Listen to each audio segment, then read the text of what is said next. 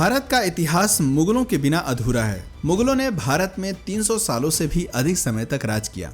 बाबर, अकबर और शाहजहां से लेकर बहादुर शाह जफर तक कई मुगल शासकों ने दिल्ली की राजगद्दी से भारत में शासन किया। लेकिन कई सवाल आज भी इतिहास के पन्नों से गायब हैं। आखिर मुगल भारत क्यों आए थे? मुगलों ने भारत में अपना साम्राज्य कैसे स्थापित किया? राजपूतों और मराठाओं के रहते कैसे विदेशी ताकतों ने भारत में इतने लंबे समय तक राज किया? आखिर क्या है मुगलों के इतिहास की असली कहानी?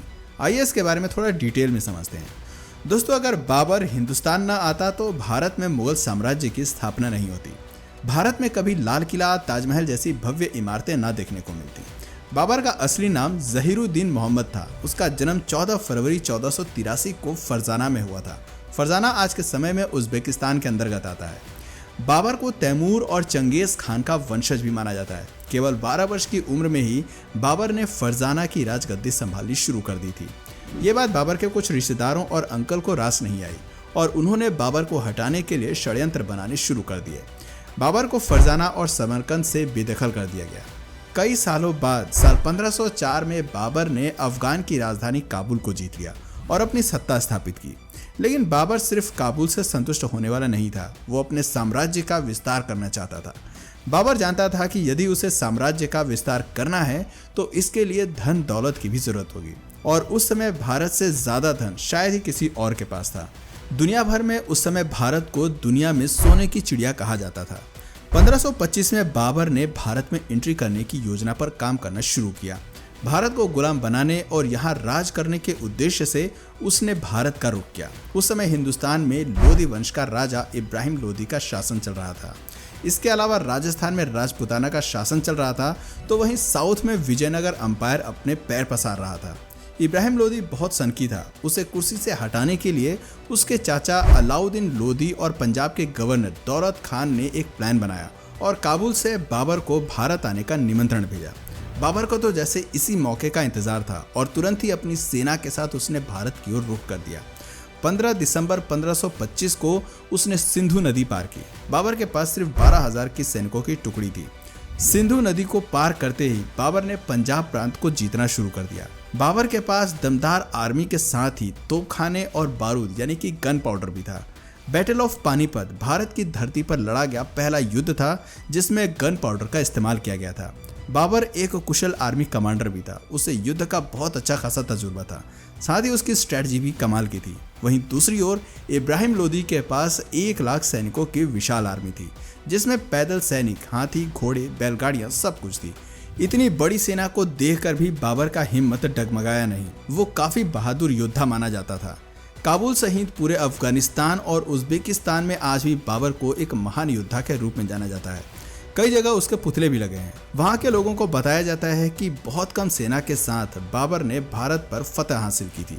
पानीपत दिल्ली से करीब 60 किलोमीटर की दूरी पर स्थित है और वर्तमान समय में हरियाणा का एक जिला है। बाबर ने इब्राहिम लोधी को युद्ध के लिए ललकारना शुरू किया। अपनी रणनीति वो पहले ही बना चुका था। उसने दुश्मन के इलाके में एक खाई खुदवाई जिससे कि लोधी की सेना ज्यादा फैलाव न कर पाए और बाबर की सेना को आसान टारगेट मिल सके। बाबर की सेना के कुछ लोगों ने कहा कि हमें वापस लौट जाना चाहिए, लेकिन बाबर ने वापस जाने से साफ इनकार कर दिया। उसने कहा कि हम इतने दूर आए हैं तो अब दिल्ली जीते बिना वापस नहीं लौटेंगे। बाबर अपनी सेना की प्लानिंग बहुत अच्छी तरीके से करता था। सबसे आगे स्काउट्स खड़े होते थे जो दुश्मन सेना की खबर बाबर तक पहुंचाते थे। उसके पीछे बैलगाड़ियां लाइन से खड़ी कर देता था। सभी बैलगाड़ी को चमड़े की बेल्ट से बांध दिया जाता था और उनमें थोड़ा थोड़ा गैप छोड़ दिया जाता था। उन गैप्स में सैनिक तीर कमान लेकर खड़े होते थे और बीच में थोड़ी थोड़ी दूरी पर ही तोपखाने भी तैनात कर दिए जाते थे। सैनिकों के पास जो तीर कमान होते थे वो भी कोई साधारण नहीं थे। उनकी डोरी खींचने में ही काफ़ी ताकत लगती थी। एक तीर 600 मीटर की दूरी तक जा सकता था, जो करीब 7 फुटबॉल के स्टेडियम के बराबर है। हर 5 सेकंड में सैनिक तीर चला सकता था और एक तीर 4000 पाउंड का फोर्स क्रिएट कर सकता था। बाबर के पास एक वेल ऑर्गेनाइज्ड आर्मी थी। दूसरी ओर लोधी की सेना ने भी मैदान में डेरा डाल दिया, जिसमें 1 लाख से अधिक सैनिक थे। लेकिन इतिहासकारों ने लोधी की सेना को सेना न कहकर बल्कि मेले का नाम दे दिया। बाबर और लोधी दोनों ही सामने वाली सेना के पहले आक्रमण करने का इंतजार कर रहे थे।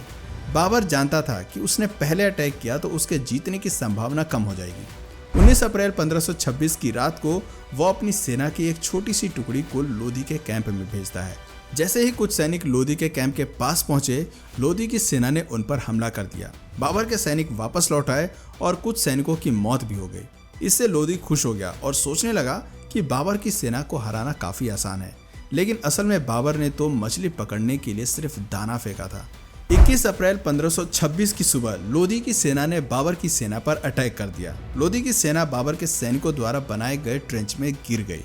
वहां से बाहर निकलने में उन्हें जितना समय लगा, इतनी देर में बाबर ने तोप चलाने का आदेश दे दिया। लोधी ने सेना में सबसे आगे 300 हाथी तैनात किए थे। उसे लग रहा था कि हाथी जल्दी ही सामने वाली सेना को पछाड़ देंगे, लेकिन होता इसके बिल्कुल विपरीत है। तोपखानों की आवाज से हाथियों ने अपना संतुलन खो दिया और अपनी ही सेना को नुकसान पहुंचाना शुरू कर दिया। अपनी ही सेना के कई सैनिकों को हाथियों ने कुचल कर मार दिया। साथ ही तोपखाने से भी उनकी सेना को नुकसान पहुंच रहा था। थोड़ी ही देर में बाबर की पूरी सेना लोधी पर हावी होती नजर आई। कई घंटों तक युद्ध जारी रहा। शाम होते ही लोधी मारा गया और उसका कटा हुआ सिर बाबर के सामने पेश कर दिया गया। इस युद्ध के बाद बाबर को अच्छी खासी धन दौलत मिली। इतिहासकारों का कहना है कि बाबर ने जीता हुआ सारा धन जनता में बंटवा दिया था और इसके बाद जनता ने खुश होकर कलंदर नाम की उपाधि उसे दे दी। सन 1526 में 43 साल की उम्र में बाबर ने दिल्ली में मुगल सल्तनत की स्थापना की। लोधी को हराने के बाद राजपूतों ने उसका विरोध किया। पानीपत के युद्ध के बाद बाबर ने 3 बड़ी लड़ाइयां लड़ी, battle of Khanwa, battle of Chanderi और बैटल ऑफ खागरा। उसने इन सभी लड़ाइयों में जीत हासिल की, लेकिन 26 दिसंबर 1530 को उसकी मृत्यु हो गई। मृत्यु के बाद बाबर को पहले तो आगरा में दफनाया गया, लेकिन उसकी अंतिम इच्छा के मुताबिक बाद में उसे काबुल में दफना दिया गया, जहां बागे बाबर नाम से उसका मकबरा आज भी बना हुआ है। बाबर के बाद हुमायूं को दिल्ली का बादशाह बनाया गया। हुमायूं के 3 और भाई भी थे और उन्हें भी अलग अलग राज्य सौंप दिए गए थे। हुमायूं काफी शांत स्वभाव का बादशाह माना जाता था और कोई भी फैसला हमेशा सोच विचार करने के बाद ही लिया करता था। लेकिन वहीं हुमायूं के भाइयों का दिमाग हर वक्त षड्यंत्र में लगा रहता था। तीनों भाई मिलकर ये योजना बनाते थे कि कैसे हुमायूं से दिल्ली का तख्त हासिल किया जाए, और कई बार भाइयों के बीच में जंग भी हुई। हुमायूं पर कई बार जानलेवा हमले भी हुए। सन 1539 में चौसा में हुमायूं की भीषण लड़ाई हुई और 1540 में बिलग्राम में भी हुमायूं को युद्ध करना पड़ा। इस युद्ध में हुमायूं की हार हुई और शेरशाह जीत गया, और युद्ध में हार के कारण हुमायूं को अपनी जान बचाकर भारत से भागना पड़ा। कुछ समय तक वो सिंध में भेष बदल कर रहा। हुमायूं ने हमीदा बानो से शादी की और मोहम्मद जलालुद्दीन अकबर को जन्म दिया। करीब 15 साल तक भारत से बाहर रहते हुए हुमायूं ने अपनी एक विशाल सेना तैयार कर ली थी। साल 1555 में हुमायूं को फिर से दिल्ली फतेह करने में कामयाबी मिल गई, लेकिन इसी वर्ष लाइब्रेरी में सीढ़ियां चढ़ते वक्त उसका पैर फिसल गया और उसकी मौत हो गई। हुमायूं की मौत के बाद मुगल साम्राज्य लड़खड़ा गया और राजा हेमू ने दिल्ली पर आक्रमण कर दिया। उस समय अकबर की उम्र केवल 12 साल की थी और वो राजा हेमू की सेना के आगे कुछ नहीं कर पाया। लेकिन मुगलों के पास एक वफादार सेनापति था जिसका नाम बैरम खान था। बैरम खान ने एक सेना तैयार की, अकबर को युद्ध कौशल की जानकारी दी और 1556 में पानीपत की दूसरी लड़ाई में राजा हेमू को हरा दिया। 13 साल की उम्र में अकबर दिल्ली के तख्त पर विराजमान हो गया।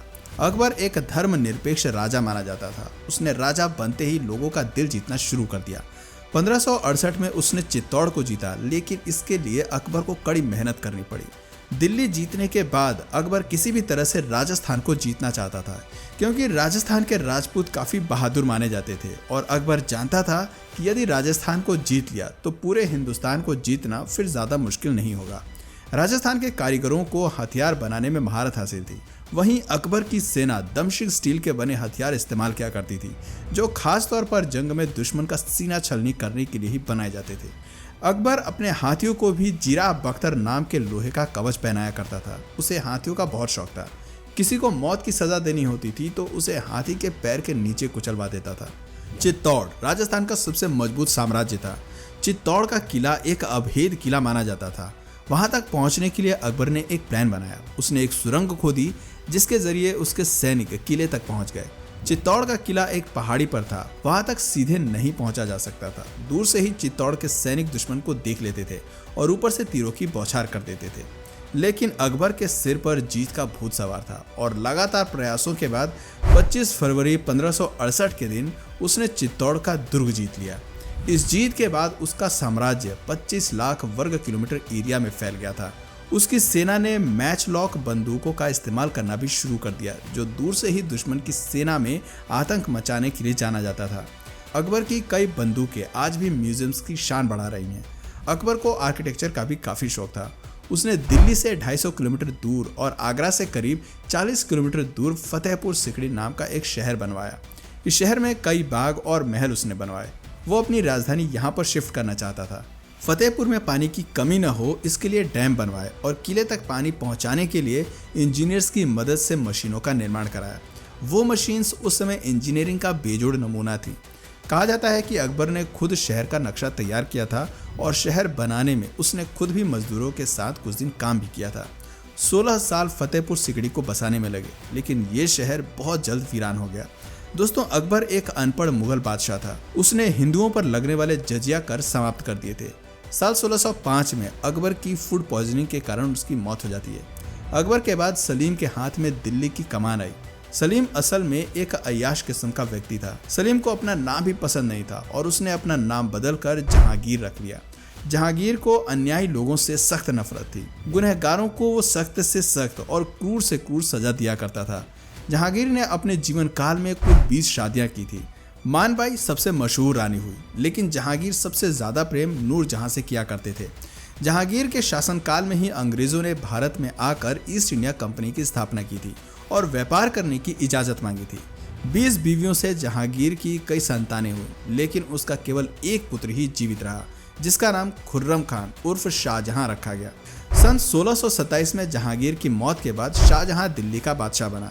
शाहजहां के शासनकाल में दिल्ली सहित पूरे हिंदुस्तान ने तेजी से तरक्की की। दुनिया का 1/4 सामान का प्रोडक्शन केवल भारत में ही हो रहा था। आर्थिक तौर पर दिल्ली मजबूत होता गया। आर्ट और आर्किटेक्चर को भी उस दौर में काफी बढ़ावा मिला। मोती मस्जिद, विश्व प्रसिद्ध ताजमहल, दिल्ली का लाल किला, दीवाने आम और दीवाने खास जैसे कई नायाब नमूनों का निर्माण शाहजहां ने ही करवाया था। शाहजहां ने अपने लिए एक मयूर सिंहासन भी बनवाया था, जिसमें कई बेशकीमती हीरे जड़े हुए थे। लेकिन 1639 में ईरान के राजा नादिर शाह ने युद्ध में शाहजहां को परास्त कर दिया था और इसके बाद नादिर शाह अपने साथ मयूर सिंहासन वापस ले गया था। शाहजहां जब बूढ़ा होने लगा तो उसने अपना राजपाट बेटों को सौंपने का फैसला किया।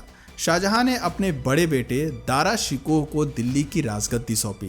दारा शिकोह सभी धर्मों का आदर किया करता था और एक न्यायप्रिय राजा था, लेकिन दारा शिकोह के राजा बनते ही शाहजहां के तीसरे बेटे औरंगजेब को हजम नहीं हुई।